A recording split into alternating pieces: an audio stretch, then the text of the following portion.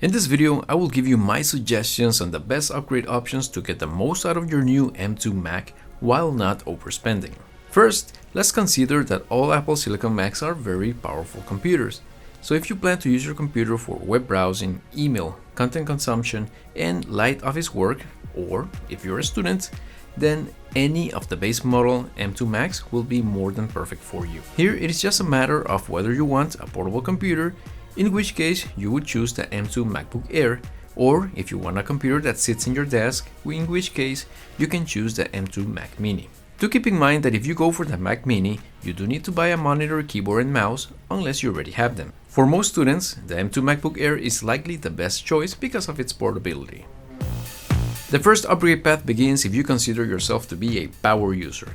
For example, if you usually like to have more than 15 browser tabs open at once, along with some other light apps such as Office applications or Zoom, and you tend to keep these apps open at all times, and if this sounds like your use case, then I suggest you upgrade your RAM to 16 GB. Upgrading your RAM will ensure that your Mac stays snappy at all times so that you don't experience any slowdowns when switching between applications. Those wanting to get started with photo or video editing as well as music production will also benefit from having more RAM. If your budget allows it, go for 24 GB of RAM.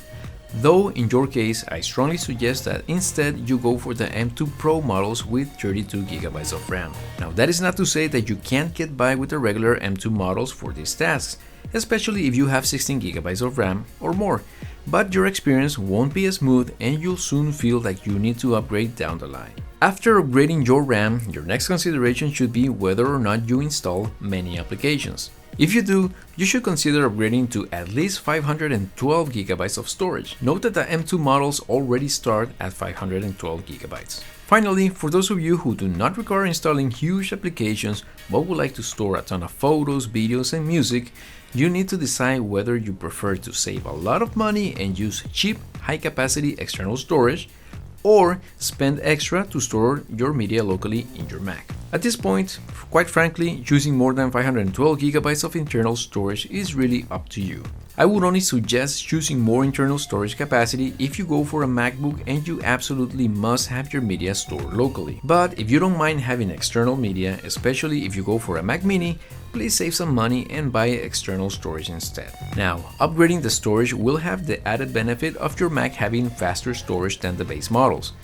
The faster storage is available when upgrading the standard M2 models to at least 512 GB of storage and the M2 Pro and the M2 Max models to at least 1 TB of storage. While on the topic of storage speeds, I know that there are many YouTube videos out there making a big deal out of this. And quite frankly, while technically it is true that when compared to the previous M1 models, the M2 Max do have slower storage speeds at their base models. Keep in mind though that storage speed in particular should not be a concern for most of you. But then who should be concerned? Basically, the only people who should be concerned with slow storage are those who work with a lot of data or big files. Again, photo and video editors as well as music producers come to mind. Speaking of which, for those of you who want to get started with this type of applications, I strongly suggest going for 1 TB of internal storage. Now, you will definitely need a lot more than 1 TB, but I suggest that you get the additional storage capacity through external media. I actually made a video about my recommendation for fast and affordable external storage, which I will link in the description down below. Usually people who need to upgrade their CPU or GPU cores tend to know that they have to upgrade, so this is going to be kind of straightforward.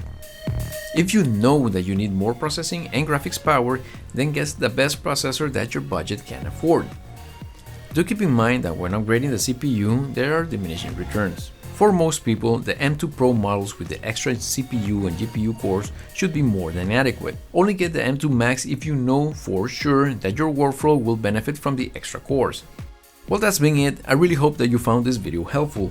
If you're interested in increasing the amount of storage on your Mac at a low price and without sacrificing performance, be sure to check out my video where I recommend what I think is the best external storage solution for your Mac by clicking right here. Thanks for watching, I hope to see you in the next one, and until then, may God bless you all.